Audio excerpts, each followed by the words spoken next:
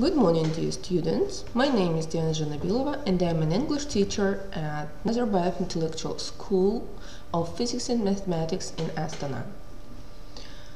Welcome to our online course for successful passing of IELTS. And today we will study the persuasive essay. Today you will learn how to understand what a persuasive essay is. We will also learn to identify the format of the essay, and we will learn to write a hook. We will have this practice. So what is a persuasive essay? What is your experience with writing persuasive essays? If you have never written one, have you ever tried to convince someone to act in a certain way or do something? If so, if you did write, what techniques did you use? What kind of argument did you make? So, what is a persuasive essay? It is such a writing when a writer takes a position for or against an issue and writes to convince the reader to believe or do something. So let's speak about the structure of a persuasive essay. How do you think? What does it consist of? Let's watch a video about a persuasive essay. While watching, take notes to answer the following questions. The first one, give a synonym to a persuasive essay. What differs this type of the essay from other types? What should an introduction begin with? What did you learn about the body? What is interesting about the conclusion? So let's start our video watching. One of the most common types of essay you'll have to write in your academic career is the opinion essay, also known as the argumentative essay or the persuasive essay, where you have to take a controversial idea or a topic that many people have differing opinions on. You'll have to present your opinion and you'll have to defend it and support it. Now, the purpose of the opinion essay is to persuade the reader into agreeing with you, or at least recognizing that your opinion and argument is valid. So, a couple tips before you write your opinion essay. Number one, take a clear position. It's important that the reader clearly understands your opinion. You cannot sit on the fence in an opinion essay. Pick one side or the other. Also, you have to be clear, not just in your opinion, but in your reasons and your details. Remember that it's not the reader's job to connect your ideas. That's your job as the writer.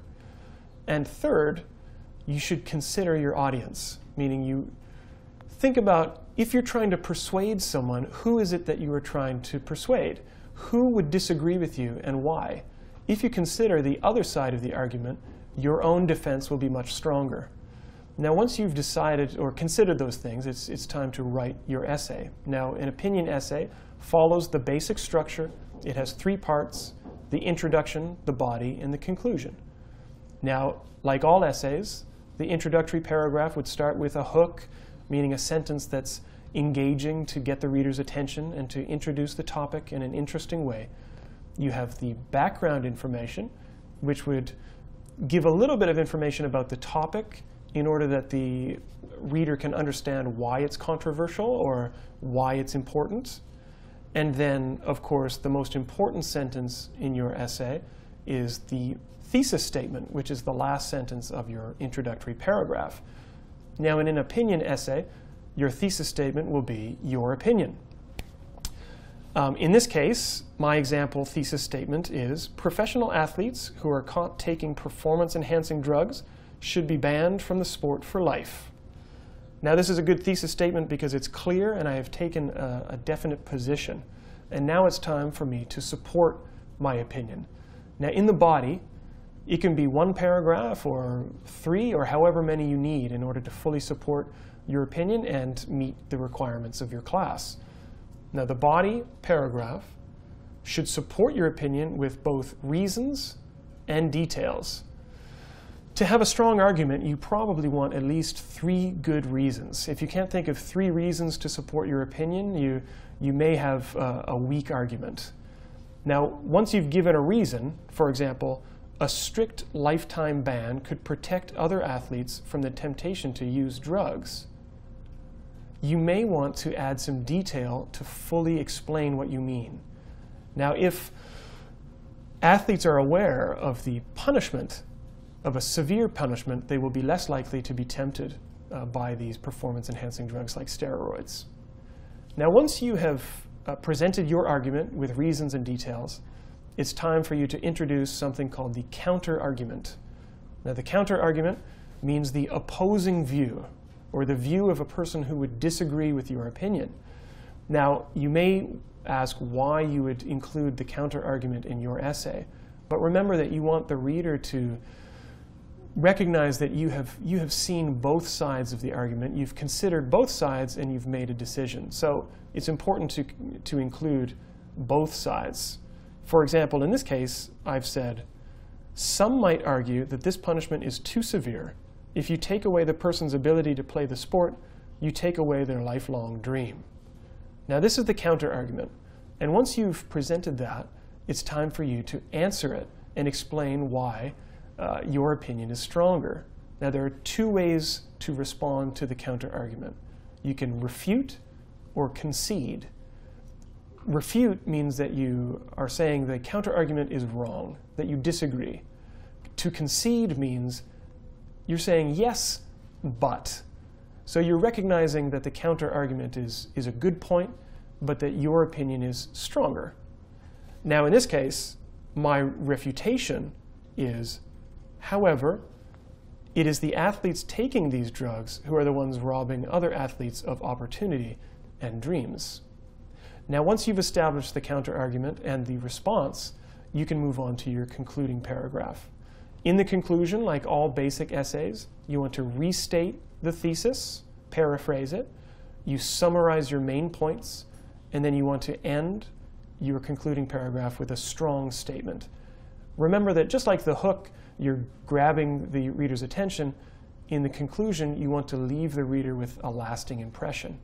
And if you follow this guideline, you're much more likely of writing a successful opinion essay. So if you want to practice opinion essays, follow the link at the end of this video.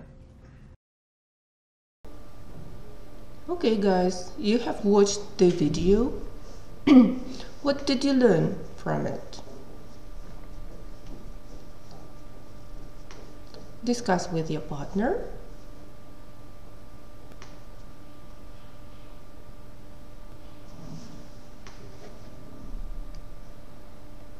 Great. Let's return again to the structure of our persuasive essay and let's revise it through this video.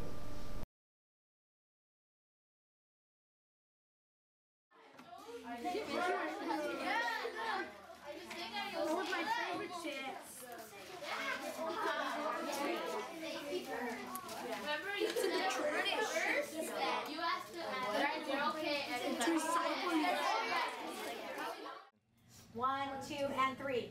Elements of a persuasive essay. Elements of a persuasive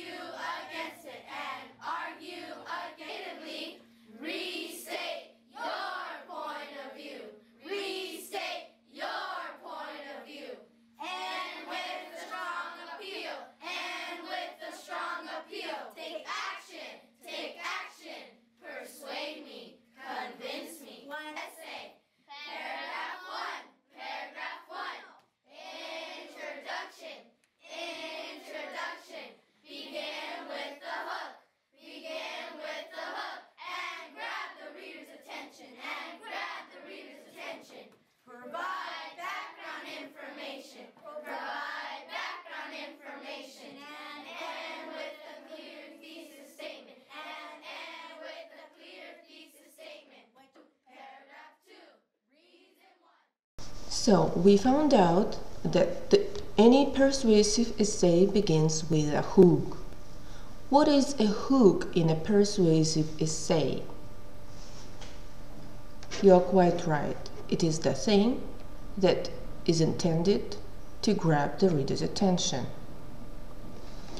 Now please, let's expand your knowledge about writing a hook through this video. Put down all types of hooks and the examples,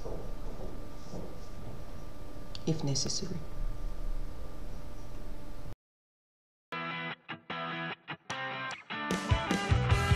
Hi, this is Mr. Sato. Let's talk about hooks. Okay, listen to this. There are three guys stranded on a deserted island. And one day, a magic lantern washes ashore, they rub it, and lo and behold, it contains a genie, who grants them one wish each. The first guy wishes that he was off the island and back home. Poof, he's gone. The second guy wishes for the same thing. Poof, he's gone too. The third guy looks around him, sees that he's all by himself, and says, "Gee, I'm lonely. I wish my friends were back here." Now, I don't know if you think that's funny. Maybe you don't. But as soon as the joke began, you knew it was supposed to be a joke, right? The situation got your attention. The three guys, the deserted island, and so on. It set up certain expectations that made you look forward to the punchline. In an essay, the hook is like the setup to a joke. Really, a better metaphor might be the bait rather than the hook. But its purpose is to grab your reader's attention and make him or her want to read what comes next. Sometimes I say that in an academic essay, it's the best opportunity to do a little imaginative writing because the rest of the essay is mainly analytical in nature. So here are 5 different ways to approach the hook. 1. The inverted pyramid. 2. Fact or statistic. 3. Anecdote or personal experience. 4. Rhetorical question. And 5. Bold pronouncement. First, the inverted pyramid. An inverted pyramid is wide at the top and narrow at the bottom. Inverted means upside down. In news writing or journalism, this term means something very different. But for our purposes, essay writing, it means this. You start out with a broad, abstract statement that narrows down to your thesis. So let's say your thesis is something like this. The theme of Macbeth by William Shakespeare is that the truth will eventually come out. We'll use this thesis for all of this video's examples. So what's the main idea in this statement? The words theme and Macbeth by William Shakespeare are subjects, not ideas. So the main idea must be that the truth will eventually come out. This is the specific narrow point at the bottom of your first paragraph. On the pyramid, it goes right here. Above that, before that, is your hook. So talk generally about the truth coming out. Not in the book, but in life in general. You might say something like, every one of us is told a lie at one point in our lives, but because lies always contradict something we know to be true, lies are nearly always exposed, revealing the truth beneath them. Then you just need a little transition into your thesis like, Macbeth learns this the hard way. So just line them up. Hook plus transition plus thesis. So this is what your first paragraph will look like. Every one of us is told a lie at one point in our lives, but because lies always contradict something we know to be true, lies are nearly always exposed, revealing the truth beneath them. Macbeth learns this the hard way. One theme in Macbeth by William Shakespeare is that the truth will eventually come out. Some teachers or professors will ask you at this point to follow your thesis with a preview of your main supporting arguments, which fits the idea of the inverted pyramid perfectly because the evidence is even more specific than the thesis. However, in short essays, 2 to 3 pages, this step may be unnecessary. Ask your teacher. A second kind of hook is the fact or statistic. In this kind of hook, you start with a startling fact or a relevant statistic. Again, using our thesis about truth in Macbeth, here's a statistic and a transition that you might use for the same thesis. Quote, people lie in 1 out of every 5 conversations lasting more than 10 minutes, according to Alison Comet writing for Psychology Today magazine. If Macbeth is any guide, then most of those people are going to get caught, because one theme in Macbeth, etc., etc. A little bit of research can quickly turn up a usable statistic, but remember to cite your source, as I did here, and try to choose a source that you think your teacher will consider reliable. Then there's the anecdote, or personal experience. An anecdote is a little story designed to illustrate some point you're trying to make. For example, in 1998, President Clinton had an affair and was impeached. Although the affair was not an impeachable offense, Clinton was impeached for lying about it under oath. And the truth came out anyway. Your transition could be, the president's crime was small compared to murdering a king, but both men tried unsuccessfully to escape the truth. It caught up with the president, and it caught up with Macbeth. Then follow this with that thesis about the truth always coming out. A personal experience hook is usually interesting, but ask your teacher if it's okay to use personal pronouns like I, me, my, you, and your. An example would be, when I was 8 years old, my mother asked me if I had broken her coffee pot and hidden it in the garage. I did it. I was guilty. But I denied it, no matter what she said or how many times she asked.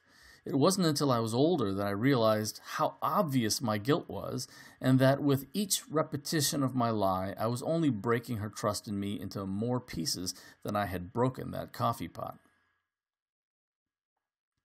Next, the rhetorical question. A rhetorical question is when you ask a question to which you don't actually expect an answer, like, have you ever told a lie? Did you eventually get caught? This kind of hook is easy, but as a result, it's often overused and is unlikely to impress your reader, so I advise caution. Still, it can be effective if used with a little bit of imagination or originality. Lastly, the bold pronouncement. If you say you've never told a lie, then you're lying. I found that hook in an internet article at businessinsider.com. Or if your teacher says never to use those personal pronouns like you, here's another one. Everyone lies, including the person who wrote the sentence, as well as the person who is now reading it. But most of those lies will eventually be found out, as the main characters learned in Macbeth. And as always, follow your hook with a transition and a thesis. Now here are 3 hooks to avoid.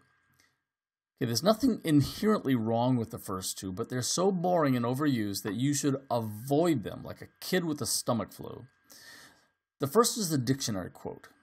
It may be just my school, I don't know, but I've seen way too many hooks like this.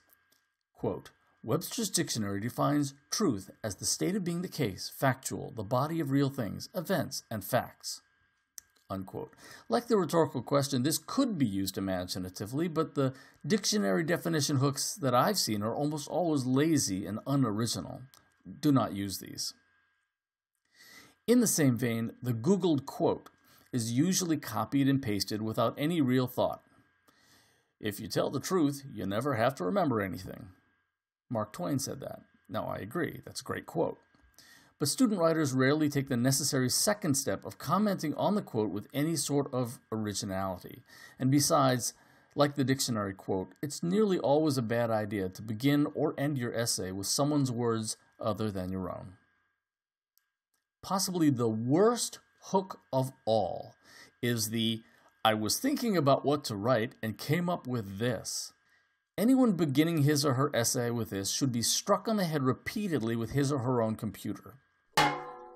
But whatever you do, don't skip the hook. Even these bad examples will get you a better grade from me than opening with your thesis, minus any sort of attention-getting intro. It's like walking up to someone and saying, can I borrow your bike? It's too blunt. It's overeager. It has no style. You need to preface it by giving your reader some idea of what's coming. Hey, old friend, BFF, pal, buddy, I'm in a real bad situation and I wonder if you wouldn't mind helping me out. That's a hook. If you know how to write an effective, attention-getting intro, you're more likely to get your reader on your side, ready to go along with your reasoning and hear what you have to say. And if that reader is your teacher or professor, you're more likely to get a grade with which you will be satisfied. Once you're done with this step, you are already off to a good start. Good luck with your essay. So, we have found out the different types of hooks. It can be either an inverted pyramid, a fact or statistics, an anecdote or personal experience, a rhetorical question, or a bold pronouncement. Now please explain what did you understand about the hooks. Okay, what are the essential things should you know about when writing a persuasive essay? We need to learn some persuasive techniques. You know that people are not always logical. Emotions can play a key role in the decision making. That's why writers and speakers use persuasive techniques or methods that are intended to sway people's feelings and actions. So there are three of them: appeals by association, emotional appeals, or loaded appeals. Appeals by associations means that we link an idea or a product to something or someone positive or influential. Emotional appeal it is when we use strong feelings rather than facts to persuade. Loaded appeals it is when we use words with strongly positive or strongly negative associations. So now please, your task is to write your own hooks using all the types of hooks you have learned about to the following topic.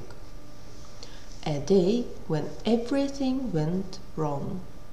You will have, please divide into the groups of 3, and you will have afterwards 5 hooks.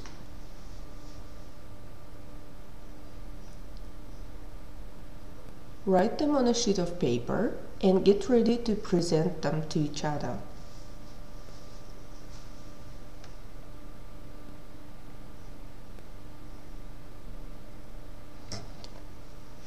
Okay, very well done. Your home task, guys, for today is to choose one of the hooks written in groups and make your own essay at home.